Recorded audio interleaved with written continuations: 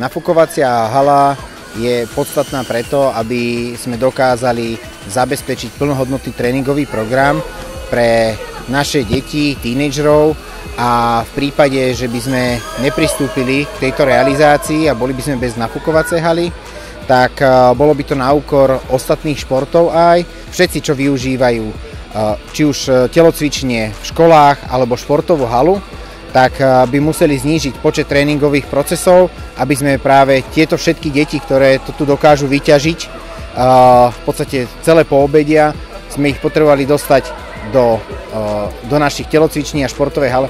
Tým pádom nemali by tréningy 3-krát, 4-krát do týždňa, ale možno 1-krát, 2-krát do týždňa a viacej by ostávali naše deti v podstate na elektronických zariadeniach, na mobiloch a to sme si povedali, že je dôležité, aby sme naše deti, ale v konečnom dôsledku aj dospelých, viedli k zdravému životnému štýlu a vytvárali v meste podmienky na to, aby sa mohli realizovať.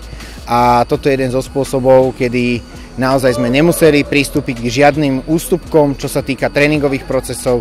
A možno to je jeden aj z dôvodov, prečo mesto Senica je v mnohých športoch veľmi úspešné a máme úspešné deti, pretože máme informácie, že v mnohých mestách trénujú 2-krát do týždňa, u nás napríklad trénovávajú v niektorých športoch 3-krát a 4-krát do týždňa a teda ten výsledok prichádza aj potom s úspechmi.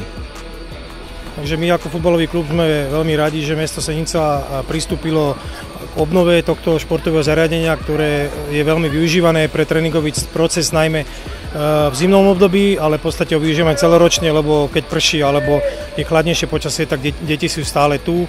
My ako v klube máme takmer 300 detí, potom sú tu okolité prímestské kluby, ktorých je z ďalších minimálne 100 detí, takže tá hala je využívaná. Deti tu majú výborné podmienky na tréningový proces, môžu sa zdokonalovať.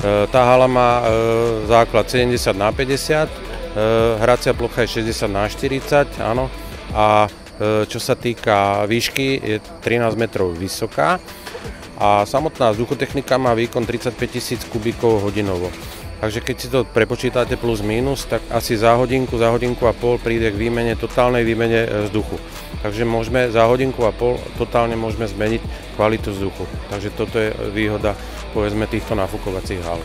Táto hala, tá predtým mala takisto, tam boli tri fólie, tam bola UV fólia, bublinková fólia, izolačná a potom bola nosná fólia a všetko bolo podmienené tým, že keď sa nevymení UV fólia, poškodila sa bublinková fólia, poškodila sa nosná fólia a táto fólia vlastne združuje v sebe aj UV ochranu, aj čiastočne izoláciu a predpokladaná životnosť je 25 rokov.